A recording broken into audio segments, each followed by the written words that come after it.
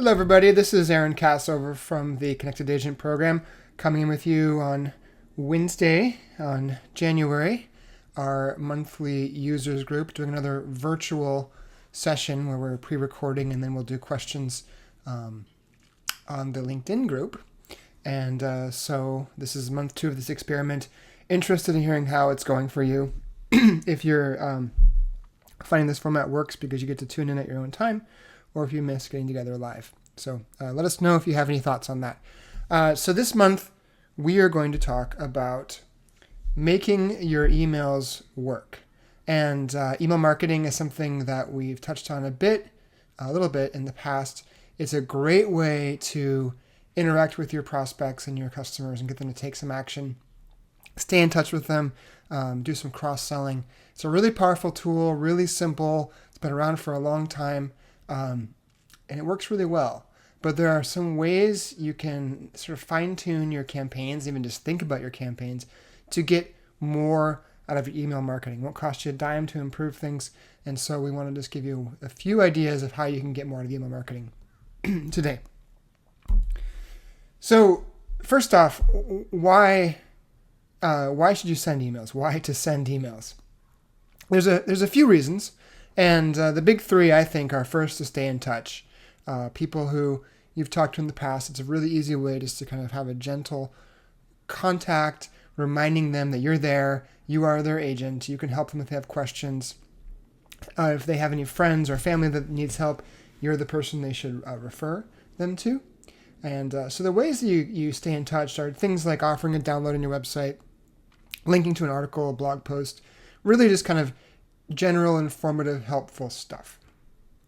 The second is to cross-sell. And for example, this might be,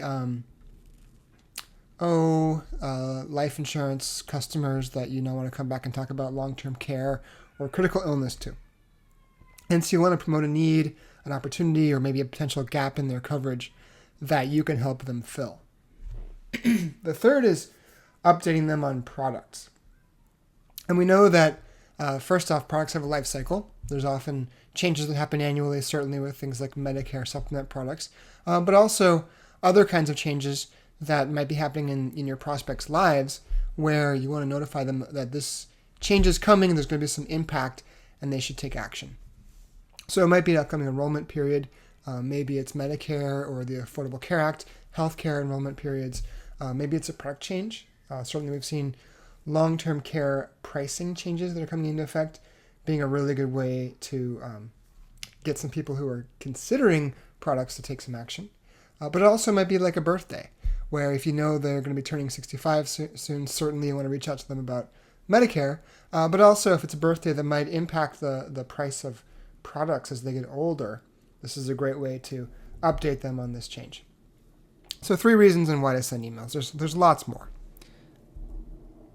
Now, when you send an email, you really have 3 goals. Obviously, the most important goal is to make a sale, but to get there, you have to do 3 things. The first is you have to get the email opened. And I say email open instead of deleted.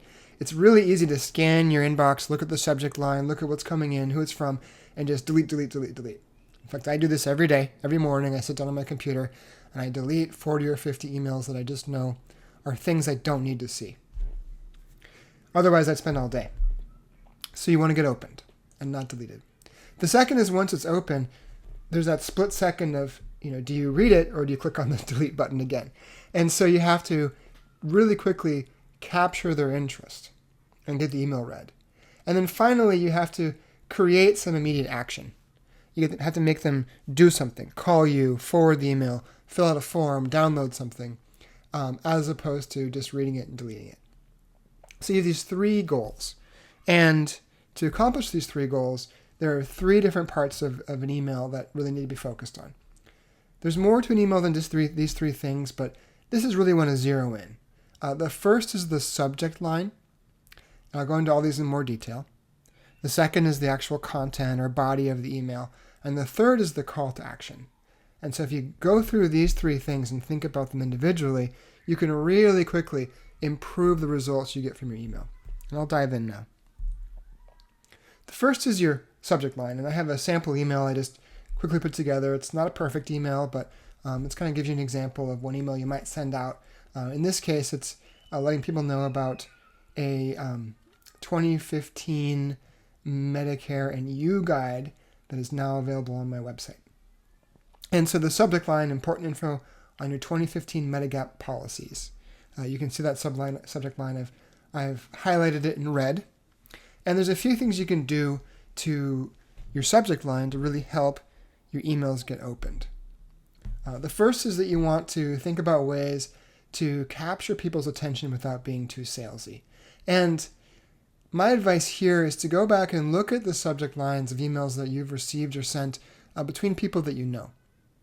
And then also look at ones you've sent or received promoting or marketing something. And you'll see there's a very big difference. The people that you know, it tends to be very direct, very simple, very much on topic, not trying to make a big promise or overhype things. And so you want to capture people's attention, but not overdo it, not try to oversell the subject line, because that just screams of a promotional email that can be deleted. So you want to be straightforward. And there's actually a lot of research here that very simple, very straightforward subject lines perform better than non-straightforward, kind of fancy, long subject lines. So tell people what's in it, what they're going to get, or why they should open it in a very simple way. A few words that will kill your open rate. These are 3 words: help, percent off, and reminder. And there's some data here that if you use any of these 3 words, it's pretty much going to destroy the open rate of your email. Not because of spam filters, but because people will see this and they just tune it out. Reminder, okay, that's for later. Percent off, oh, that's a sale. Oh, help, I have to do something. So don't use those 3 words. And then focus on making your subject line timely, useful, and have a clear benefit. So if you can make it relevant to them right now with a very clear benefit that they'll get by opening the email, that's going to get them to open the email. Next up is your content. This is what people are going to read if your content is going to be skimmed and ignored or absorbed. And a few tips here, and you'll see kind of just glancing at my email how I'm putting them in place. The first is be brief. You want to be as brief as possible. And in fact, if you can get away with 1 sentence, that's great. The more you write, the less likely it is to get read. So if you can have a very simple, very brief email, that's going to do better. You want to focus on key benefits. So how will this help the reader? Ask yourself that question. Whatever you're offering, whatever you're promoting, whatever you're directing people to in your email, how's it going to help them? Not what is it or what's included, but what will they get by following your instructions? If they download the free guide and they read it, how's it going to help them? If they fill out the quote form and get the quotes, how's that going to help them? What's the benefit they're going to get by taking this action? And then use bullet points to outline the key benefits.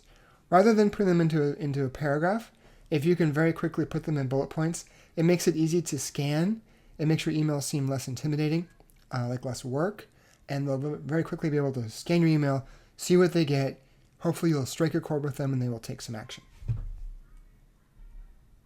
And then address your recipient by name. If at all possible, by using their name, it makes it seem more like you're emailing them specifically as opposed to emailing a big list.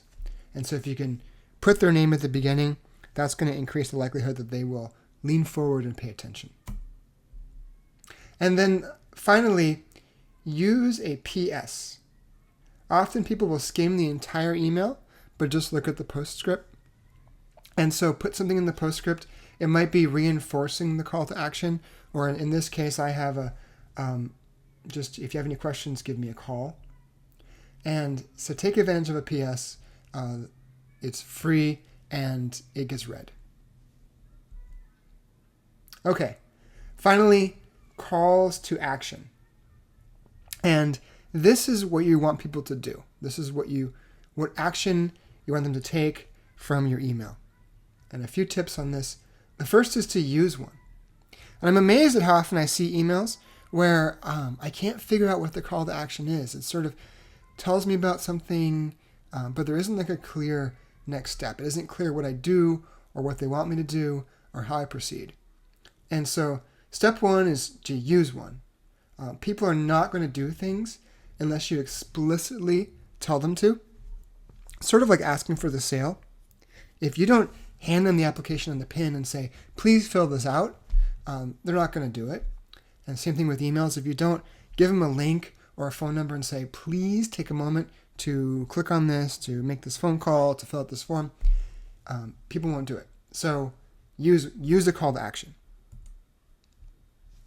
Then make it stand out. Bold it, which is what I did in this case. If you can put it in a button, download now, do that. Give it its own line, so it's not buried in the email somewhere. You don't want it to be kind of in the middle of a paragraph where somewhere is the phone number I want to call, or where's that link again. Give it its own line to make it really stand out. And then finally, in the subject line, in the call to action, focus on concrete benefits over abstract ones. And what I mean by that is, rather than saying something like, learn more about how this can protect you, say, get free quotes. Because learning more about how this can protect you is very abstract. It's very kind of vague. I'm not quite sure what I'm going to get. Is it going to be a discussion or a phone call? I don't know. But if I say get free quotes, it's like, okay, I'm going to get quotes. I'm going to get prices. Or, schedule a phone call. Or download the guide. Those are very specific, concrete calls to action that let people know exactly what's going to happen. So make sure your call to action is really concrete. There's something very easily understood they're going to get by following the action. So 3 things: subject line, content, call to action. Really simple stuff here. I'm surprised how often this doesn't get put in place. And so I want to do this webinar today to kind of show you some really simple ways you can tighten up emails you send out. You can use this in an email marketing campaign that's going off to 1,000 people. You can use it in a one-person email you're sending off to somebody. Both ways, you want to make sure your emails are effective, they get opened, they get read, and they get acted on.